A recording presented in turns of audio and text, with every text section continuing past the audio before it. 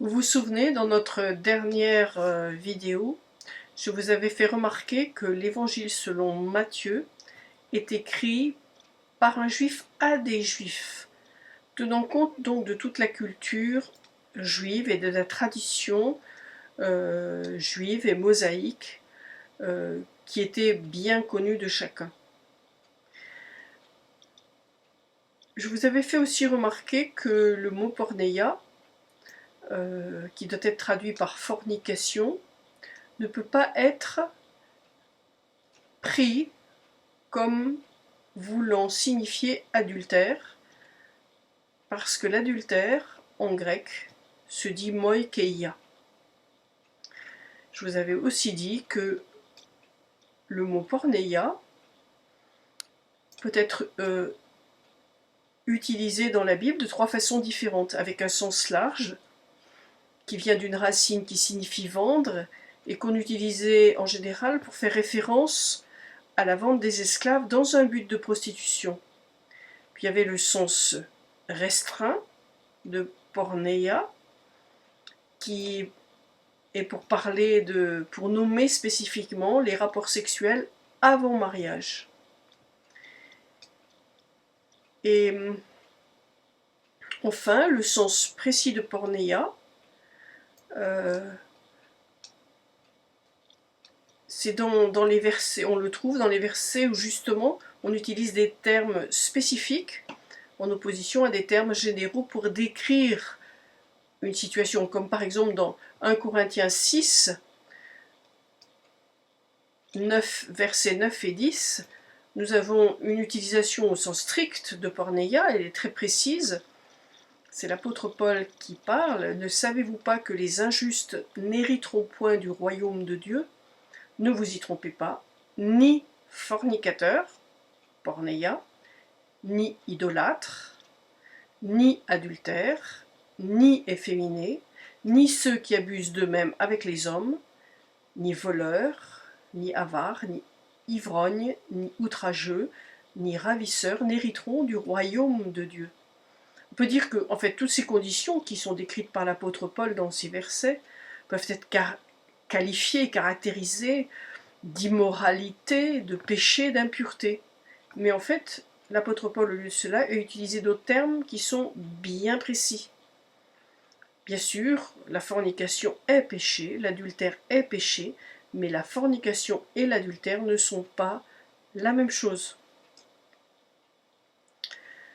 La fornication porneia signifie des rapports sexuels illicites entre des personnes non mariées, tandis que l'adultère moikeia signifie des rapports sexuels hors mariage. Et on peut trouver en fait d'autres exemples, et je vais vous rappeler les versets: Matthieu 15, 19, Marc 7, 21, Galates 5, 19. Alors, vous vous souvenez bien que Matthieu a écrit principalement aux Juifs parce qu'il avait approuvé que Jésus-Christ, que Yeshua était le Messie qu'ils attendaient. Alors, il a traité spécifiquement de questions, de problèmes, de thématiques juives. Et c'est pour ça que c'est très important de connaître comment se passait à cette période, comment se passaient en fait les fiançailles et le mariage dans la tradition hébraïque. Et si on ne la connaît pas, alors on interprète les choses selon notre tradition moderne, occidentale, et on passe à côté de beaucoup de choses que le Seigneur d'ailleurs a enseignées. Il a toujours pris dans son enseignement des images de la vie courante. Il s'adressait à des gens simples et qui comprenaient très bien ce qu'il disait parce qu'il partait de la vie de tous les jours des gens. Alors les fiançailles hébraïques en fait avaient caractère de mariage, c'est-à-dire qu'on ne pouvait pas rompre des fiançailles sans une lettre de divorce. Alors les fiançailles, eh bien, comprenaient plusieurs choses, je ne vais pas les détailler, vous pouvez le trouver dans nos différents sites. Donc les fiançailles comprenaient déjà la dot, ou mohar. C'était donc le prix que le jeune homme était prêt à payer pour avoir le droit d'épouser la jeune fille. Il y avait le contrat de mariage, ou ketouva. C'était négocié et conclu entre les deux parties. Ketouva, ça veut dire en quelque sorte ce qui est écrit.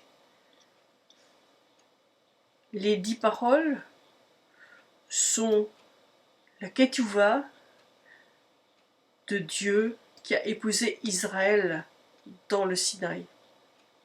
Le troisième point, il y avait donc la dot, il y avait donc le contrat de mariage, il y avait la coupe de l'alliance. Et la jeune fille buvait la coupe de vin, et elle devait la finir jusqu'à la dernière goutte, et ainsi elle signifiait son consentement. Après, elle pouvait dire oui et signer, mais la coupe de l'alliance signalait, c'était cette coupe de vin que lui offrait le jeune homme, et elle la buvait jusqu'au dernier. Elle pouvait prendre tout le temps qu'elle voulait pour observer le jeune homme. Voilà. Ensuite, il y avait des cadeaux qui étaient donnés pour la future épouse, qui attestaient de la valeur qu'elle avait aux yeux du jeune homme, et qui lui permettaient de se souvenir de lui pendant le temps des fiançailles, car dès les fiançailles, le jeune homme ne la revoyait plus. Il y avait le voile, la fiancée va se voilée pour attester qu'elle appartient, qu'elle n'est plus libre. On voit cela de façon très claire avec Rebecca. Rebecca qui va se voiler à l'approche d'Isaac pour lui signaler en même temps à la fois son consentement et à la fois qu'elle lui appartenait. Et puis, les fiançailles, c'est le temps de préparation de l'épouse et de l'occupation de l'époux à construire les appartements nuptiaux et sa future maison. Donc les fiançailles ont fonction, en quelque sorte, de mariage sans la cohabitation. Et ce sont simplement les paroles qu'ils échangent qui vont engager les jeunes gens. N'oubliez pas qu'une alliance de mariage et une alliance de sang tout court est basée sur un serment et une promesse. C'est un engagement. Le mariage, les épousailles, ce sera le deuxième temps de cette alliance. On voit qu'une alliance, elle se passe dans le temps. Si vous regardez bien, l'alliance avec Abraham se passe dans le temps. Ce n'est pas un jour, pof, ça y est, Dieu dit, je fais une alliance avec toi. C'est préparé, c'est établi, c'est conclu, c'est renouvelé, c'est confirmé. Il y a toute cette dimension-là dans l'alliance. Donc, si nous ne considérons pas la dimension des fiançailles dans le cadre de cet enseignement de Jésus en Matthieu, nous l'interprétons de façon moderne et nous disons que Jésus autorise la rupture, en quelque sorte, pour cause de pornéia. La rupture du mariage. Il autorise le divorce. En fait, il était possible, effectivement, de rompre des fiançailles. Le mariage n'avait pas été consommé. Il ne pouvait pas s'agir d'une prostitution de la jeune fille, parce que la loi exigeait qu'elle fût brûlée si elle se prostituait dans la maison de son père.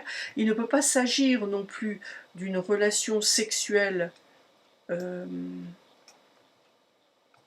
avant le mariage, c'est-à-dire de la perte de la virginité, parce que sinon elle aurait été lapidée, elle était considérée comme l'épouse déjà du mari, donc c'était un adultère, elle serait lapidée.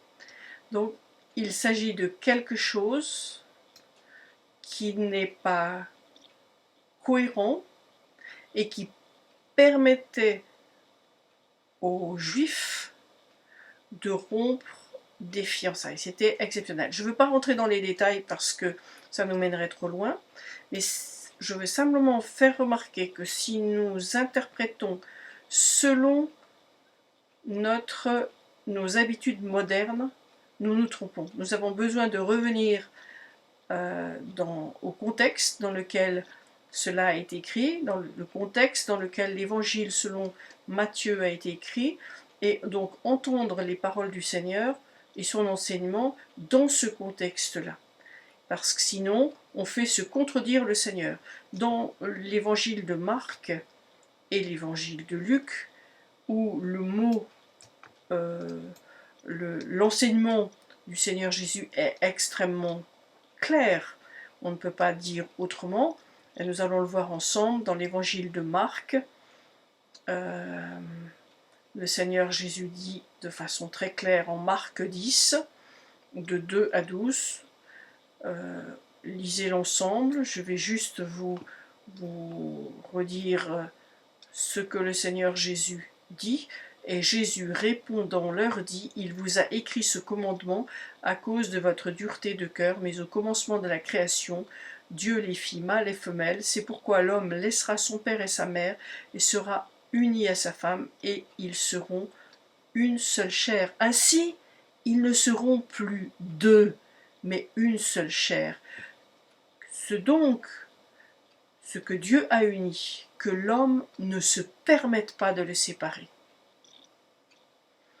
Et Jésus va ajouter, pour être vraiment clair, il va préciser à ses disciples, et dans la maison encore, ses disciples l'interrogèrent sur ce sujet, et il leur dit, « Quiconque répudiera sa femme et en épousera une autre, commet adultère envers la première.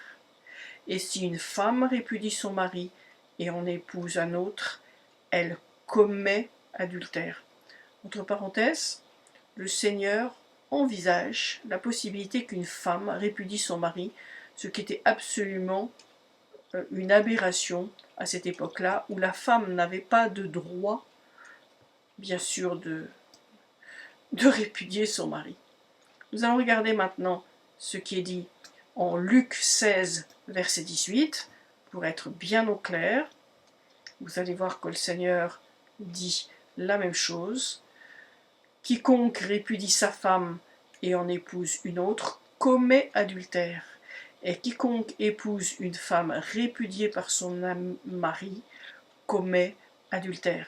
C'est le chapitre 16 de Luc et au verset 18.